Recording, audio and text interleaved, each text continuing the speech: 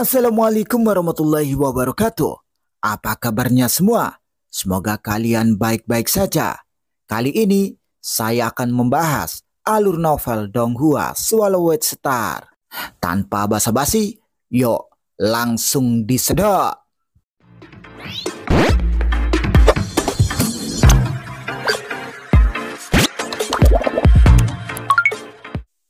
Melanjutkan dari cerita sebelumnya, ketika tiga raja dewa yang terlemah di antara 10 pendosa teratas di seluruh benua asal semuanya terbunuh, dan itu terjadi pada saat yang sama. Peristiwa itu tentu saja mengejutkan semua kekuatan di seluruh benua asal. Kematian yang baik, dia seharusnya sudah meninggal sejak lama. Para pendosa besar ini selalu bebas di benua asal. Makhluk super kuat seharusnya sudah menghancurkan mereka sejak lama. Semua orang yang membenci kejahatan seperti itu, mereka merasa gembira. Di sisi lain, para raja dewa yang paling berdosa mulai merasa gelisah. Jika dia membunuh mereka bertiga pada saat yang sama, apakah dia akan terus memburu kita? Apa yang harus dilakukan? Apakah kamu ingin berinkarnasi? Ada begitu banyak pendosa besar di seluruh benua asal. Orang kuat ini seharusnya hanya menargetkan 10 besar. Dia seharusnya tidak dapat menemukanku. Para pendosa besar ini berada dalam kepanikan. Tentu saja, sebagian besar raja dewa lebih peduli tentang identitas orang kuat misterius itu. Siapakah orang yang membunuh mereka bertiga? Apakah orang kuat berjubah hitam dan berwajah emas itu? Mereka sangat peduli tentang pria misterius itu. Aula persekutuan Yanfeng dan kamar dagang Guntur pasti akan segera mendapatkan informasi tentang pembunuhnya. Semua pasukan sedang menunggu. Tidak ada jejak yang ditemukan. Tidak ada jejak pembunuhnya di garis waktu masa lalu. Kedua negara kuno itu menggunakan metode mereka sendiri, tetapi tidak ada jejak yang dapat ditemukan sama sekali. Saat Luo Feng membunuh 3 raja kerajaan Si terakhir kali, jejaknya terlihat jelas dan bahkan gambarannya sangat jelas. Kali ini tidak ada jejak sama sekali. Bukankah pembunuhnya kali ini adalah seorang pria kuat dengan jubah hitam dan wajah emas? Kedua kerajaan kuno itu sedikit bingung. Bagaimanapun, kematian serupa baru-baru ini adalah 3 raja dari kerajaan Si, dan Raja Tiankun juga merupakan pendosa besar. Kecurigaan terbesar mereka adalah jubah hitam, tetapi sekarang tidak ada jejak yang dapat ditemukan. Kali ini metode pembunuhnya lebih canggih daripada jubah hitam. Kedua kerajaan kuno itu sedikit gelisah. Di kota Huyang, rumah penguasa kota, Luo Feng minum dengan santai sambil memperhatikan bintang-bintang di langit malam. Setelah membunuh 3 raja dewa, bintang-bintang di langit malam masih terang, kata Luo Feng. Morosa menatap langit malam dan tak dapat menahan diri untuk berkata. Ketiganya memiliki kekuatan rata-rata dan tidak mencolok di antara bintang-bintang di langit malam. Yang paling mencolok adalah eksistensi alam pamungkas para kaisar itu. Luo Feng hanya tersenyum. Tuan, saya selalu sedikit bingung, kata Morosa. Apa yang membingungkanmu? Biar aku jelaskan, kata Luo Feng sambil menuangkan minuman untuk dirinya sendiri. Tuan, jika Anda ingin membunuh 10 pendosa teratas, mengapa Anda tidak bertindak pada saat yang sama dengan mengirimkan 10 klon untuk menghancurkan mereka seketika? Sekarang, Tuan membunuh 3 yang terlemah terlebih dahulu. 7 yang tersisa pasti akan waspada, dan mereka mungkin sangat ketakutan, sehingga mereka tidak akan dapat ditemukan, kata Morosa. Luo Feng menatap Morosa. 10 pendosa teratas di benua asal, 3 yang kubunuh adalah 3 yang terlemah. Dan dosa-dosa itu juga berada di posisi terbawah di antara semuanya. 7 sisanya semuanya luar biasa. 3 di antaranya adalah Raja Dewa Kerajaan mereka tinggal di tanah suci Gunung Guntur dan kerajaan kuno Yanfeng. Kita akan segera ditemukan begitu kita masuk. Sementara 4 lainnya adalah praktisi bebas yang kekuatannya cukup mengerikan dan dosa-dosa mereka sangat keji, kata Luo Feng. Merasa setuju. Dosa 3 Raja Dewa klan kerajaan dan 4 praktisi bebas jauh lebih besar daripada mereka bertiga, kata Merosa. Dalam hal peringkat dosa, yang nomor 1 adalah Raja Iblis Besi. Dia pernah menjarah hampir semua makhluk hidup di 12 kerajaan. Selama bertahun-tahun, dosanya bahkan tak terhitung. Peringkat yang kedua adalah leluhur burung nasar hitam. Leluhur burung nasar hitam telah menyebabkan kerusakan pada puluhan negara. Bahkan makhluk-makhluk di kerajaan kuno Guntur telah banyak dirugikan. Mengapa dia masih bebas sampai hari ini? Tempat ketiga adalah Raja Dewa Rubah Pemakan. Dan tempat keempat adalah Raja Dewa Kuil. Selanjutnya, 3 Raja Dewa Kerajaan. Merosa, tidakkah menurutmu itu aneh? Dosa keempat praktisi yang bebas itu lebih besar daripada dosa 3 Dewa Raja Kerajaan. Dan mereka masih bisa lolos begitu saja hari ini. Tidakkah mereka semua patut diduga bahwa ada kaisar atau raja di balik keempat praktisi bebas itu? Kata Luo Feng. Mereka semua memang patut diduga adalah antai kaisar atau raja, kata Merosa. Luo Feng mengangguk. Aku juga berpikir begitu. Luo Feng menatap langit malam. Target selanjutnya adalah Raja Dewa Rubah Pemakan. Scene berganti. Raja Dewa Rubah Pemakan tinggal di daerah perbatasan Padang Estianji dan wilayah kekuasaannya cukup luas. Tidak hanya makhluk-makhluk yang tak terhitung jumlahnya di wilayah kekuasaannya yang sering dimangsa, ia juga secara aktif menyerbu banyak negara di sekitarnya. Jika dia telah membunuh 3 orang lemah itu, apakah dia akan menyerang kami? Kata seekor rubah merah darah besar yang sedang berbaring di sana dengan sedikit kekhawatiran di mata emasnya.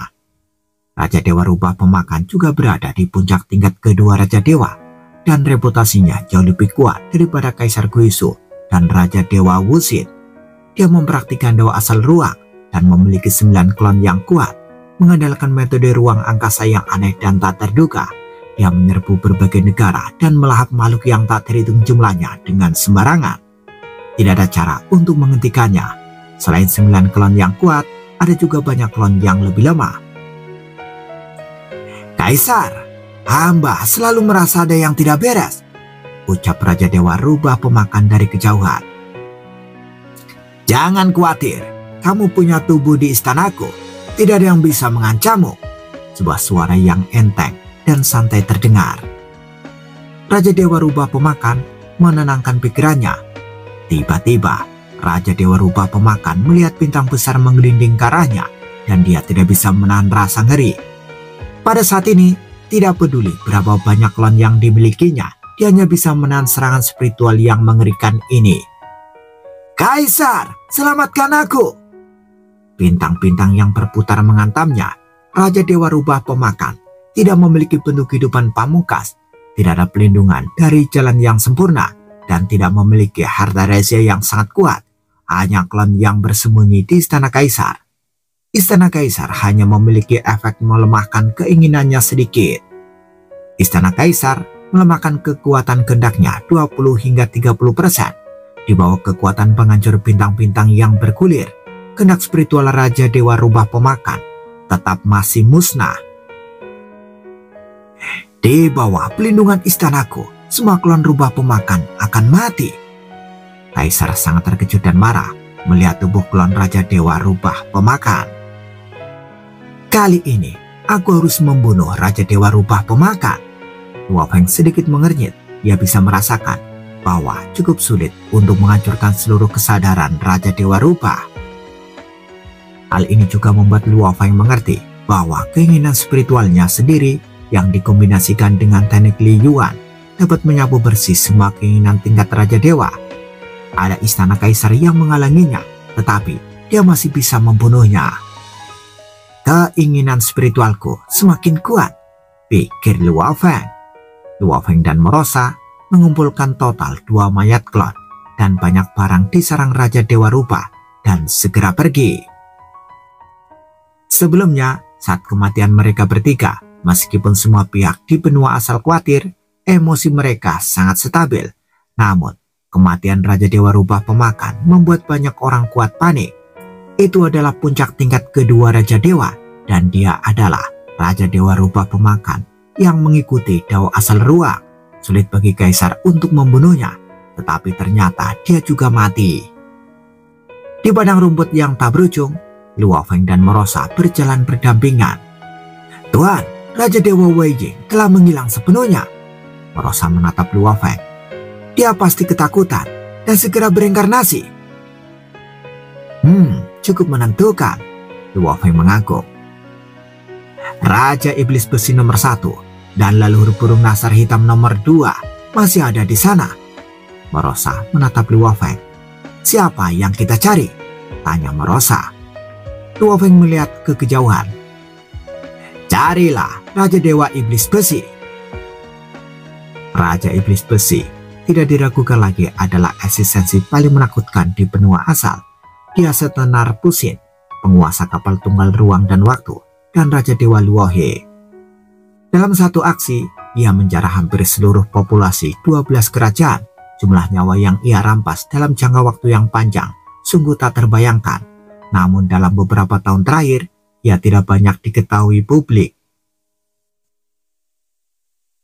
Di istana tersembunyi, Raja Iblis Besi diselimuti baju besi, hanya sepasang mata yang terbuka menatap dunia luar dengan tatapan dingin. "Tuan, akankah pembunuh yang membunuh Raja Dewa Rupa Pemakan akan datang menemuiku?" Raja Iblis Besi mengirim pesan. Setiap kali dia bergerak, dia akan berhasil. Saat itulah dia percaya dia pasti akan datang. Sebuah suara terdengar. "Selama dia berani muncul, dia tidak akan bisa melarikan diri lagi," kata suara itu. Dengan itu, Raja Iblis Besi menunggu dengan sabar. Tiba-tiba, ia melihat bintang-bintang bergulir ke arahnya.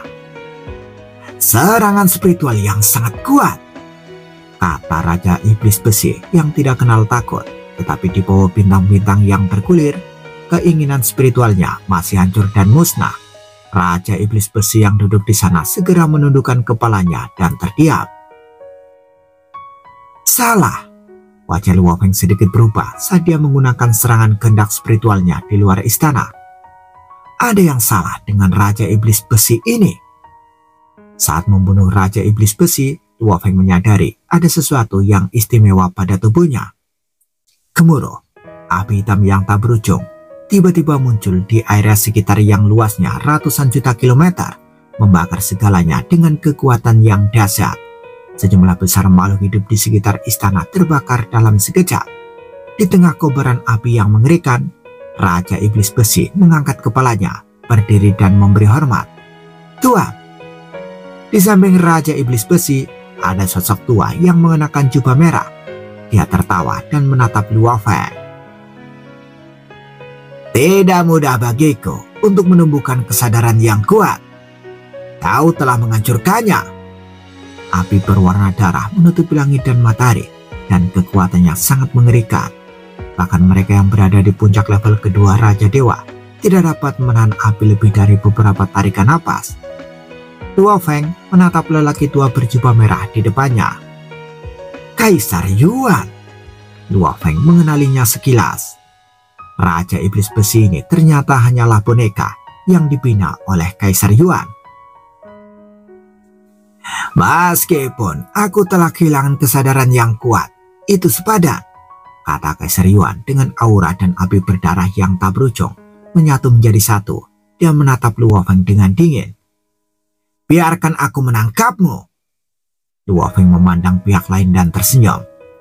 "Kaisar Yuan, tahukah kau mengapa aku tidak membunuh semua pendosa besar sekaligus?" kata Luo Feng. Kaisar Yuan sedikit mengernyit. "Itu karena kau adalah mangsaku," kata Luo Feng sambil menatapnya. Kata-katanya terucap begitu saja. dunia segera berubah warna. Sungai berwarna merah darah muncul di area yang luas dan tak berujung. Sungai berwarna merah darah itu begitu kuat sehingga langsung memusnahkan medan api merah darah yang telah dibuat Kaisar Yuan dengan harta rahasianya yang sangat kuat. Ini Kaisar Yuan menatap sungai merah darah tak berujung yang menutupi langit dan matahari, dan dia masih tidak panik karena dia adalah salah satu dari 13 kaisar negara kuno Yanfeng. Pada saat yang sama, ketika dia mengambil tindakan, dia telah memberitahu kaisar lainnya. Setelah Luo Feng mengetahui bahwa Raja Iblis Besi yang paling berdosa di benua asal didukung oleh Kaisar Yuan, dia segera mengirimkan dirinya dan klan merosa lainnya ke leluhur elang hitam yang paling berdosa kedua. Kali ini, menyerang Kaisar Yuan pasti akan membuat para kaisar dan raja benua asal semakin waspada, dan mereka tidak akan memberiku kesempatan kedua. Dan untuk mencegah leluhur elang hitam ini bereinkarnasi, pertama-tama kita harus menghancurkannya. Luo Feng dan klan merosa lainnya melintasi angkasa luas hanya dengan satu pikiran dan tiba di istana elang hitam. Saat ini, di dalam istana elang hitam, kabut hitam pekat dan tak berujung berdiam di kedalaman istana, dan ini adalah tubuh leluhur elang hitam. 4 pendosa di benua asal, Raja Dewa Rubah Pemakan dan Raja Dewa Aneh telah menghilang. Apakah mereka mati atau bereinkarnasi? Kabut hitam tebal itu masih sangat santai. Aku menantikan kedatangan pria kuat misterius itu. Aku ingin melihat apa yang bisa dia lakukan padaku.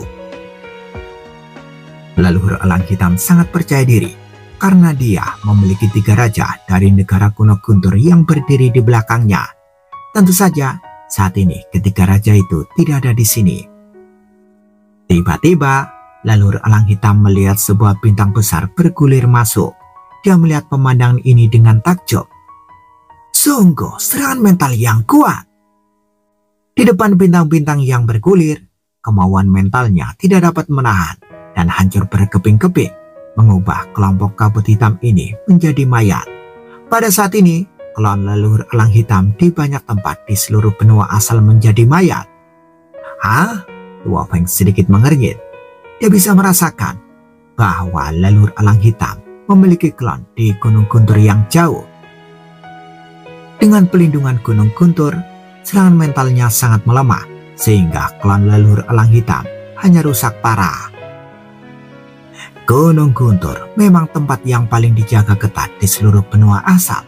Serangan mentalku telah melemah 70% hingga 80%. Luo Feng terkejut. Hanya ada satu tempat suci di seluruh negara kuno Guntur, yaitu Gunung Guntur. Banyak raja ada di sini, dan bahkan leluhur Guntur dikatakan memiliki avatar di sini. Luo Feng menghela nafas. Apakah itu serangan spiritual atau serangan kausal? Masih terlalu sulit untuk melukai yang kuat di Gunung Guntur.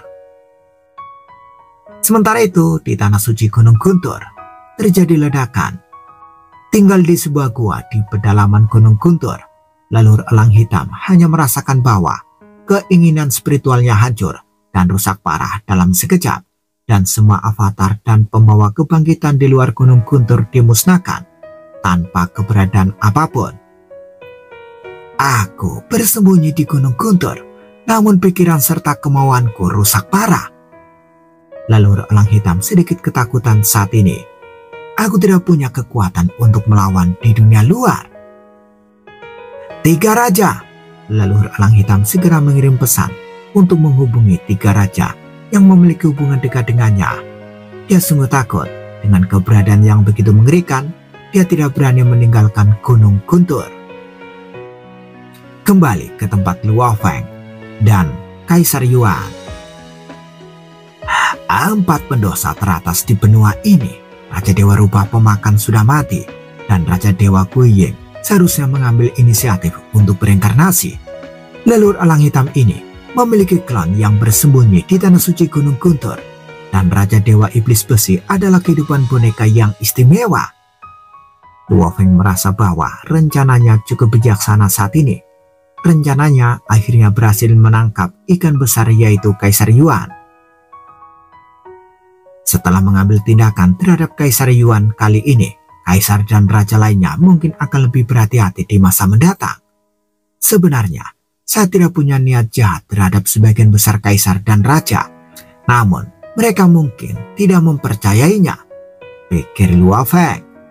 Dia mengagumi atau memiliki kesan baik terhadap gurunya Kaisar Zhou, Kaisar Ming, Kaisar Fu, Kaisar Xuan, dan yang lainnya. Sangat sedikit orang yang benar-benar membuat Luo Feng bermusuhan. Kaisar Yuan ini tidak mengolah garis keturunan Hunyuan. Dia hanya menggunakan beberapa bahan Hunyuan untuk mengolahnya menjadi bentuk kehidupan pamungkas.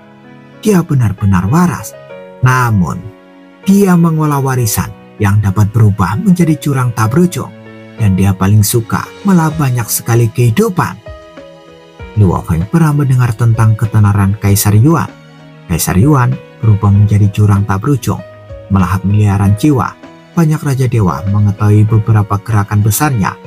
Sekarang tampaknya nafsu makan Kaisar Yuan terlalu besar, dan dia diam-diam menggunakan Raja Iblis Besi untuk menangkap banyak sekali nyawa. Jubah hitam. Wajah Kaisar Yuan sudah tua dan jubahnya berkibar-kibar. Dia menatap sungai merah darah yang tak berujung di sekitarnya sambil tertawa. Baju zirah di tubuhnya bersinar redup dan sekelilingnya mulai berputar. Jurang gelap yang samar mulai turun. Pada saat yang sama, dia mengulurkan tangannya, yang keduanya mengenakan sarung tangan. Sepasang telapak tangan besar muncul di antara langit dan bumi, dengan pola rahasia yang tak terhitung jumlahnya mengalir di telapak tangan. Telapak tangan mulai menutup, dan area tempat telapak tangan menutup menghancurkan dan memusnahkan segalanya, dan juga ingin menghancurkan sungai merah darah. Kaisar Yuan ini diperkirakan dia hanya menguasai 2 atau 3 jurus pamungkas. Luo Feng berpikir. Namun dengan bantuan harta karun rahasia yang melampaui level Raja Dewa, kekuatan setiap jurusnya telah meningkat pesat. Aku merasa bahwa jurus itu dapat dibandingkan dengan jurus gabungan 7 cabang milikku. Sementara Kaisar Yuan mengaktifkan banyak harta rahasia super kuat di tubuhnya, dia juga memanggil kaisar lain melalui transmisi suara. Cepat kemari, bergabunglah denganku untuk menangkap jubah hitam ini. Begitu kita kehilangan kesempatan dan membiarkan jubah hitam itu lepas, dia akan sangat berhati-hati di masa depan. Akan sulit untuk mendapatkan kesempatan ini lagi. Cepatlah datang. Kaisar Yuan mendesak dengan cemas. Dia takut ikan besar itu akan lepas. Menghancurkan. Di sungai darah yang tak berujung, Luo Feng menyaksikan banyak trik Kaisar Yuan meledak, dan dengan pikirannya, menara bintang di tubuhnya pun telah diaktifkan. Luo Feng tidak berencana untuk memasukkan Kaisar Yuan ke dalam menara bintang, karena itu bisa membocorkan keberadaannya. Ketika Kaisar Yuan mengerahkan segenap kemampuannya dan penuh percaya diri, dia tiba-tiba menyadari bahwa sungai darah yang tak berujung itu telah berubah. Setiap sungai seakan menjadi satu dunia yang amat berat, dan setiap sungai ingin menekan dan memenjarakannya. Tetapi sungai aneh ini benar-benar menembus baju zirahnya dan dengan paksa menembus ke dalam tubuhnya, mencekiknya dari dalam, menghancurkan struktur tubuhnya yang paling halus. Di dalam tubuhnya ada manik hitam yang secara alami berevolusi menjadi jurang. Jurang ini juga mempengaruhi seluruh tubuh, membantu Kaisar Yuan menahan erosi sungai berdarah. Jurang ini juga mempengaruhi seluruh tubuh, membantu Kaisar Yuan menahan erosi sungai berdarah. Tetapi sungai berdarah yang digerakkan oleh menara bintang lebih kuat dan luar biasa. Bagaimana mungkin? Kaisar Yuan tercengang. Aku memiliki 5 harta rahasia super kuat. 3 di antaranya memiliki kemampuan untuk melindungi diriku sendiri. Dan aku masih merupakan bentuk kehidupan pamungkas. Bagaimana ini mungkin? Kekuatan sungai darah tak berujung telah lama mencapai batas atas kekuatan benua asal. Didorong oleh pola rahasia menara bintang, wilayah yang jauh melampaui trik 8 cabang, sehingga 3 harta rahasia Kaisar Yuan seperti saringan terus-menerus ditembus. Bentuk kehidupan pamungkasnya juga terus-menerus terkikis dan hancur. 3 napas lagi, aku akan mati. Kaisar Yuan langsung menentukan kecepatan erosi. Di bawah pelindungan 3 harta pelindung, yaitu jubah pelindung, baju zirah, dan manik curang, bentuk kehidupan pamungkas hanya dapat menahan 3 napas. Ini adalah sesuatu yang tidak pernah terpikirkan oleh Kaisar Yuan sebelumnya. Datang dan selamatkan aku, datang dan selamatkan aku. Aku hanya bisa bertahan selama 2 napas. Kaisar Yuan segera mengirim pesan kepada kaisar lainnya. Pikirannya sangat cepat dan dia mulai dengan panik meminta bantuan dari semua kaisar termasuk Kaisar Qing. Masalah antara Kaisar Yuan dan Raja Iblis Besi adalah rahasia. Meskipun beberapa kaisar menebaknya, mereka tidak berani mengungkapkannya. Pada saat ini, para kaisar negara kuno Yanfeng masing-masing memiliki urusannya sendiri untuk dilakukan. Orang yang membunuh pendosa besar itu adalah si jubah hitam. Aku sudah menemukannya. Dia berani melawanku. Ayo tangkap dia bersamaku. Ketika Kaisar Yuan pertama kali mulai menyampaikan pesan, para kaisar lainnya sedikit terkejut. Bagaimanapun, beberapa kaisar ini sedang menyendiri. Beberapa bertugas menjaga tempat-tempat penting, dan beberapa bertugas mengurus tugas klan. Beberapa kaisar yang sedang bertugas terlalu malas untuk memperhatikan pesan mendadak dari Kaisar Yuan. Menangkap si jubah hitam. Apakah si jubah hitam begitu mudah untuk ditangkap? Kaisar Zhou Feng mencibir. Aku terlalu malas untuk ikut campur. Kaisar Zhou juga terlalu malas untuk memperhatikan. Bodoh. Kaisar Ming juga terlalu malas untuk memperhatikan. Hubungan antara para kaisar pada awalnya memang sangat buruk, sehingga ketika Kaisar Yuan memanggil, sangat sedikit yang bersedia membantu. Raja Dewa Rubah Pemakan yang berada di bawah komandoku tewas di tangan si jubah hitam. Aku bisa bergabung dengan Kaisar Yuan sekali saja. Kaisar Kong berpikir. Tapi kita bisa menunggu sebentar. Ketika lebih banyak kaisar mengambil tindakan, kita akan memiliki peluang yang lebih baik. Kaisar Kong siap menunggu selama 10 tarikan napas. Pertarungan menjadi semakin sengit dan semakin banyak kaisar yang berpartisipasi. Ia baru akan mengambil tindakan. Apa yang terjadi? Apakah Kaisar Yuan pergi untuk menangkap jubah hitam? Kaisar Fu terkejut. Dengan kemampuannya, dia tentu saja dapat menebak kebenaran dalam sekejap. Kaisar Yuan ini selalu membuat masalah. Kaisar Fu juga sangat gelisah. Ketika para kaisar memiliki pemikiran mereka sendiri, Kaisar Yuan mengirim pesan lagi. Datang dan selamatkan aku. Datang dan selamatkan aku. Aku hanya bisa bertahan selama 2 tarikan napas. Seruan mendesak Kaisar Yuan untuk meminta bantuan mengejutkan semua kaisar di negara kuno Yanfeng. Mengapa dia meminta bantuan? Bahkan Kaisar Zhou Feng, Kaisar Zhou, Kaisar Ming, dan yang lainnya semuanya terkejut. Semua orang tahu betapa kuatnya Kaisar Yuan dengan seperangkat harta rahasia yang super kuat. Cepatlah ke sini, aku mau mati. Jubah hitam ini terlalu menakutkan. Jika kau tidak datang, aku akan bereinkarnasi. Kaisar Yuan sangat cemas. Begitu dia bereinkarnasi, kumpulan harta rahasianya yang sangat kuat akan hilang. Jadi Kaisar Yuan tidak mau bereinkarnasi sampai saat terakhir. Jangan pergi sendirian. Pada saat ini, Kaisar Fu segera mengirim pesan suara. Datanglah ke pertemuan segera. Aku akan membentuk formasi dan pergi menyelamatkan Kaisar Yuan bersama-sama. Kaisar Fu merasa jika dia membiarkan kaisar lain pergi sendirian, dia juga bisa mati. Oke, saya datang. Pada saat kritis ini, para kaisar negara kuno Yanfeng tahu bahwa situasinya sangat serius, dan bahkan Kaisar Ming dan Kaisar Zhou pergi ke sana tanpa ragu-ragu. Kecuali sang kaisar yang tidak dapat membelah tubuhnya. Karena situasi misi penting, 8 kaisar berkumpul sekaligus, dipimpin oleh Kaisar Fu, dan berkoordinasi dengan formasi, melintasi negara yang jauh dengan satu pikiran, menuju medan perang luas yang ditutupi oleh sungai darah yang tak berujung. Bersambung, bagaimana kelanjutan kisahnya? Tunggu jawabannya di episode selanjutnya. Dadah, semoga paham.